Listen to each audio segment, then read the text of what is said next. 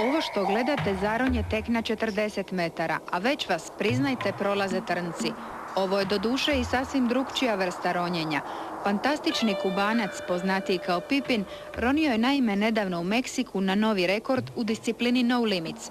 Srušio je sve dosadašnje ljudske granice za manje od 3 minute. No koliko god uzbudljivo i primamljivo bilo dosezanje najvećih dubina, spuštanjem niz čelično uže pomoću utega i povratak padobranom iz bezdana, ipak je za obične zaljubljenike ronjenja na dah to preskup sport. Oni koji slobodno vrijeme najradije provode pod morem kažu da je i najjeftinije ronjenje samo s perajama za dušu vrijedi zlata. Važnije od fizičkih predispozicija je po nama taj mentalni sklop koji mora jednostavno funkcionirati savršeno, jer kad vi zaronite na, recimo, dubinu od 50 metara i dole vas ne smije uvati panika, jer vi morate i vratiti se s tih 50 metara dubine na površinu. Ako vas uvati panika, vi ste gotovi, vas se mora spašavati i vaditi. I ovoga će ljeta, kao i 5 prethodnih, pustolovi sa svih strana hrliti u Sutivan. A na radost svih zaljubljenika u veliko plavetnilo, krajem srpnja će se u sklopu Vanka Regule održati i festival ronjenja na dah. Svi će znatiželjni moći pohađati i školu apneje. Svi se mogu baviti tim sportom, jedino je bitno da su zdravi, odnosno da im je recimo zdravo srce. To da nemaju aritmije i tako. Što se tiče toga, ono što se kaže od 7 do 77, s time da bi ja to i produljila, ronjenje na dah je izuzetno zdrav sport, ako ga se radi u određenim granicama. Te granice su izuzetno bitne i izuzetno važne. Ako se samo malo pređe ta granica, tada to postaje sport koji umara i koji može zaista postati i koban za zdravlje. Pa na kraju krajeva, koji sport to nije ako se ide do maksimuma?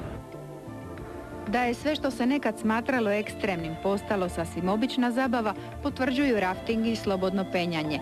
Kako bi tako bilo i s ronjenjem na dah, naši su pioniri apneje osnovali hrvatsku podružnicu AIDE, Međunarodne udruge za promicanje ronjenja na dah.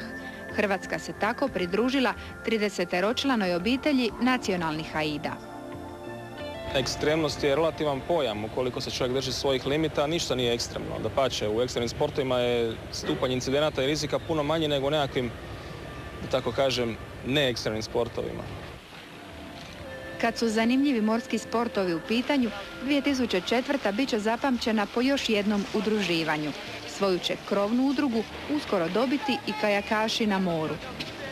Po našim otocima ja mislim da bi to bilo savršeno, pogotovo što je obala prelijepa, tako da imamo šta i vidjeti, a i more, nema tu velikih valova, tako da bi se moglo de facto cijeli otok obići sa ovako malim brodićem. Za sada kajak na moru u Hrvatskoj nema nikakve organizacije, ali ima velike potencijale.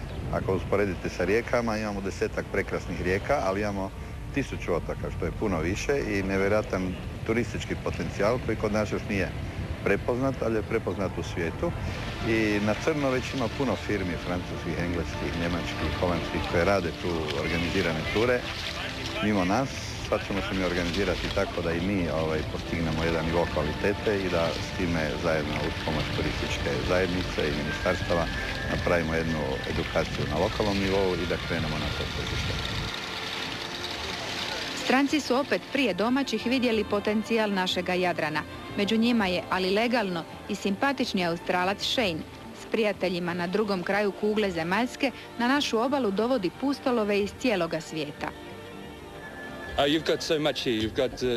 Vi imate toliko toga, ne samo da imate more, tu su i povijesti, kultura, hrana, vino i sve to dostupno kajakom i s mora.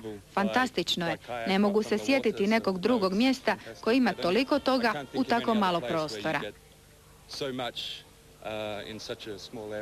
Doslovno, kajakarenje na moru se mogu baviti svi dobni uzrasti. Nema tu nikakvih velikih napora, mogu se prilagoditi ture za djecu, mogu se prilagoditi malo veće ture, dvodnevne, trodnevne, sedmodnevne, tako da opet se može napraviti u ovom sportu neka kategorizacija težine. Ljeto je pred nama i sve morske radosti što s njim dolaze, a novosti ima čak i za one što lijeni su zamahnuti perajom ili veslom. Ovo je Oksun, pedalina na struju i naftu. Čak 7 će ih plutati našim morem ovoga ljeta. Nema stoga razloga da i najljeniji ne uskoče u pustolovinu.